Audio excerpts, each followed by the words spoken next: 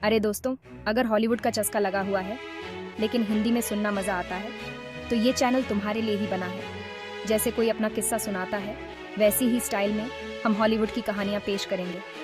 तो यारों, जुड़े रहो हमारे साथ। चैनल को सब्सक्राइब करो, कमेंट्स में बताओ क्या लगता है, वीडियोस को लाइक करो और अपने दोस्तों को भी शेयर करो ताकि सबको इन मज़ेदार कहानियों का लुत्फ मिल सके। हॉलीवुड की स्टोरीज। दोस्तों, 2020 में आई film lost girls long island serial killer investigation की डरावनी सच्ची कहानी दिखाती है। यह फिल्म एक सच्ची घटना पर आधारित है जिसने पूरे देश को हिलाकर रख दिया था। यह कहानी शन्नान गिलबर्ट के गायब होने के इर्द गिर्द घूमती है, जो मई 2009 में रहस्यमय परिस्थितियों में गायब हो गई थी। शन्नान एक महत्वाकांक्षी और साहसी महिला थी जो अपने सपनों को पूरा करने के लिए संघर्ष कर रही थी। शन्नान का गायब होना एक गहरी और जटिल कहानी की शुरुआत थी जो लॉन्ग आइलैंड की अंधेरी गलियों और रहस्यमय घटनाओं से भरी हुई थी। शन्नान लॉन्ग आइलैंड में काम करने वाली एक एस्कॉर्ट ने 911 पर एक फोन किया था जिसमें डर और कंफ्यूजन दोनों साफ थे। उस कॉल ने कई सवाल खड़े कर दिए थे। उस कॉल में शन्नान की आवाज में डर और असहायता साफ झलक रही थी। उसने मदद की गुहार लगाई थी लेकिन उसकी आवाज कहीं खो गई थी। उसकी गुमशुदगी ने ऐसी घटनाओं की एक चेन रिएक्शन शुरू कर दी जिसने अनसुलझे मर्डर और हाशिए पर मौजूद महिलाओं के प्रति सिस्टम की लापरवाही को उजागर किया। पुलिस की जांच ने कई अनसुलझे रहस्यों को उजागर किया। यह फिल्म शन्नान की मां मारी गिलबर्ट के अथक सफर को दर्शाती है, जो अपनी बेटी के लिए जवाब और न्याय की तलाश में लगी रहती है। मारी का संघर्ष एक मां के प्यार और दृढ़ संकल्प की कहानी है। मारी ने अपनी बेटी की तस्वीर को थामे हुए पुलिस से लगातार संपर्क बनाए रखा और हर संभव प्रयास किया ताकि शन्नान को न्याय मिल सके। एक मां के अटूट प्यार से प्रेरित होकर मारी शन्नान के केस को ठंडा नहीं पड़ने देती। वह हर मंच पर अपनी बेटी के लिए आवाज उठाती है। वह पुलिस पर अपनी खोज तेज करने का दबाव डालती है और शन्नान के पेशे के प्रति उनके उदासीन रवैये को लगातार चुनौती देती है। मारी का संघर्ष पुलिस की लापरवाही के खिलाफ एक जंग बन गया था। मारी का दृढ़ संकल्प न केवल उसकी बेटी के लिए बल्कि अन्य लापता महिलाओं के परिवारों के लिए भी उम्मीद की किरण बन जाता है, जिनके मामले अनसुलझे हैं। वह अन्य परिवारों के लिए भी एक प्रेरणा बन गई। मारी का दृढ़ संकल्प न केवल उसकी बेटी के लिए बल्कि अन्य लापता महिलाओं के परिवारों के लिए भी उम्मीद की किरण बन जाता है, जिनके मामले अनसुलझे हैं। वह अन्य परिवारों के लिए भी एक प्रेरणा बन गई। सच्चाई के लिए मारी की अटूट खोज के माध्यम से लॉस्ट गर्ल्स उन जटिल सामाजिक मुद्दों में उतरती है जिनकी वजह से ये अपराध हुए और वर्षों तक अनसुलझे रहे। यह फिल्म समाज की उन कड़वी सच्चाइयों को उजागर करती है जिन्हें अक्सर नजरअंदाज कर दिया जाता है। फिल्म सिस्टमिक लापरवाही की काली सच्चाई को उजागर करती है, खासकर सेक्स वर्क में शामिल हाशिए पर मौजूद महिलाओं के प्रति। ये उन महिलाओं की कहानियों को सामने लाती है जिन्हें समाज ने भुला दिया था, खासकर सेक्स वर्क में शामिल हाशिए पर मौजूद महिलाओं के प्रति, और न्याय प्रणाली में सुधार और जवाबदेही की तत्काल आवश्यकता पर प्रकाश डालती है। ये फिल्म एक पुकार है, एक बदलाव की मांग है, और न्याय प्रणाली में सुधार और जवाबदेही की तत्काल आवश्यकता पर प्रकाश डालती है। ये फिल्म एक पुकार है, एक बदलाव की मांग है। लॉस्ट गर्ल्स हमें याद दिलाती है कि हर जीवन कीमती है और हर कहानी सुनी जानी चाहिए। न्यूयॉर्क की रहने वाली सिंगल मदर मारी गिलबर्ट एक ऐसी महिला है जो अपने दृढ़ संकल्प और साहस के लिए जानी जाती है। लॉस्ट गर्ल्स की कहानी की जान बन जाती है। यह कहानी एक मां की है जो अपनी बेटी के लिए किसी भी हद तक जा सकती है। जब उनकी बेटी शन्नान गायब हो जाती है तो मारी की दुनिया बिखर जाती है। वह एक मां के रूप में अपने सबसे बुरे डर का सामना करती है। शन्नान के भाग्य के बारे में न जानने का दर्द मारी को अपनी बेटी को खोजने के लिए मजबूर करता है। वह हर संभव प्रयास करती है, हर सुराग का पीछा करती है। पुलिस की तरफ से आने वाले संदेह और विरोध का सामना करते हुए भी मारी हार मानने से इनकार कर देती है। वह पुलिस के साथ बहस करती है, उनके सवालों का जवाब मांगती है। वह खुद खोजबीन का काम करती है, पर्चे बांटती है और लोगों से सवाल पूछती है। वह हर गली, हर कोने में अपनी बेटी की तलाश करती है और मीडिया वालों से लगातार संपर्क करके शन्नान की कहानी को जिंदा रखती है। वह हर न्यूज़ चैनल, हर अखबार में अपनी बेटी की कहानी को बताती है। मारी उन लोगों की आवाज़ बन जाती है जिनकी आवाज़ कोई नहीं सुनता। वह उन सभी के लिए बोलती हैं जो अपनी आवाज़ खो चुके हैं, न केवल अपनी बेटी के लिए बल्कि दूसरी लापता महिलाओं जिनकी गुमशुदगी शन्नान के केस से जुड़ी हुई लगती है उनके लिए भी जवाब मांगती है। वह उन सभी परिवारों के लिए लड़ती हैं जो अपने प्रियजनों को खो चुके हैं। सच्चाई का पता लगाने की उसकी अटूट प्रतिबद्धता उन दुखी परिवारों के लिए ताकत का एक स्रोत बन जाती है जिन्हें सिस्टम ने नाकाम कर दिया है।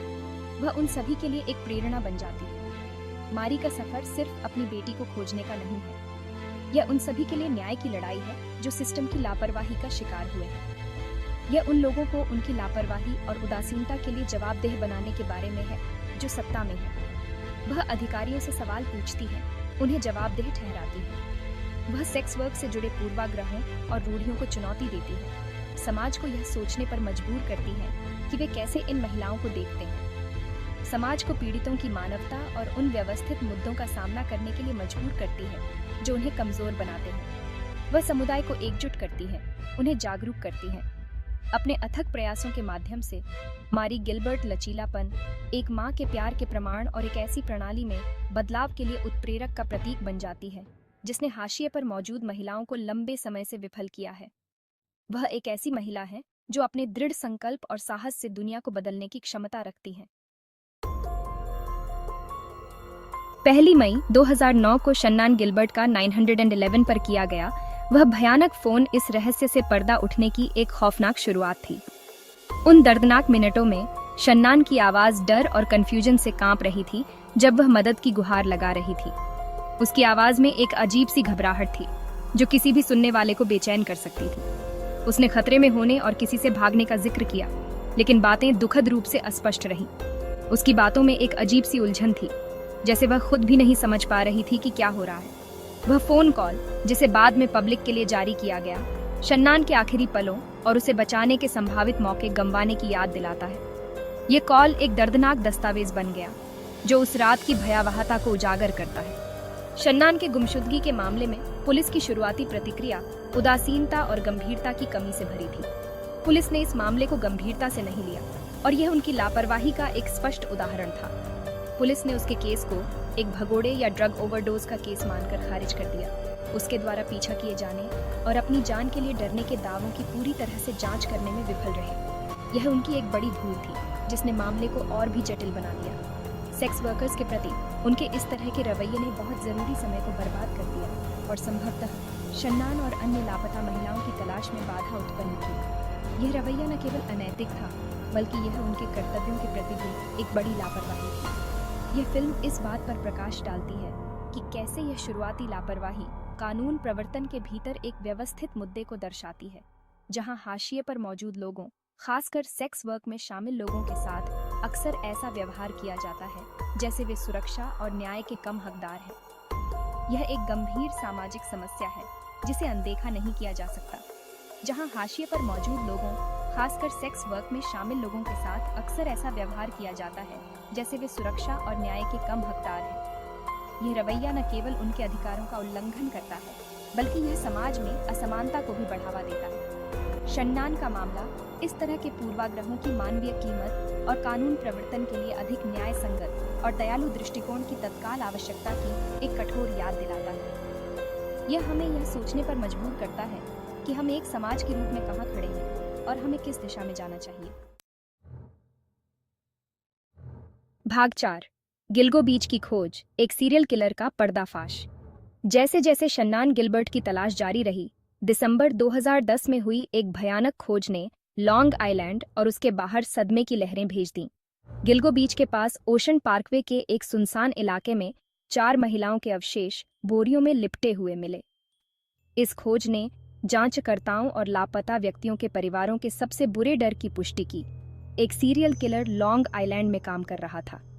पीड़ितों, जिनकी पहचान बाद में Maureen Brainard Barnes, Melissa Barthelemy, Megan Waterman और एम्बर कॉस्टेलो के रूप में हुई, सभी युवतियां थीं जिन्होंने शन्नान के समान क्रेगलिस्ट पर अपनी सेवाओं का विज्ञापन दिया था। उनके गायब होने और उन्हें ठिकाने लगाने के तरीके में समानता ने शन्नान के मामले के साथ जुड़ाव की ओर इशारा किया, जिससे अटकलें लगाई जाने लगीं कि वह भी उसी हत्यारे का शिकार हुई होगी। गिलगो बीच की खोजों ने गुमशुदा व्यक्ति के मामले की जांच को एक पूर्ण सीरियल किलर मैनहंट में बदल दिया। राष्ट्रीय सुर्खियों ने लॉन्ग आइलैंड पर ध्यान केंद्रित किया, क्योंकि कानून प्रवर्तन को अपराधी की पहचान करने और पीड़ितों के परिवारों को न्याय दिलाने के लिए बढ़ते दबाव का सामना करना पड़ा। हालांकि मामला जटिल और निराशाजनक साबित हुआ, जिसमें सालों बीत गए बिना किसी महत्वपूर्ण सफलता के। भाग 5। पीड़ित, लॉस्ट गर्ल्स और सिस्टम की लापरवाही। लॉन्ग आइलैंड सीरियल किलर के शिकार, जिन्हें अक्सर गिलगो 4 और बाद में गिलगो बीच किलर के शिकार के रूप में जाना जाता है, एक केस फाइल में सिर्फ नामों से कहीं अधिक थे।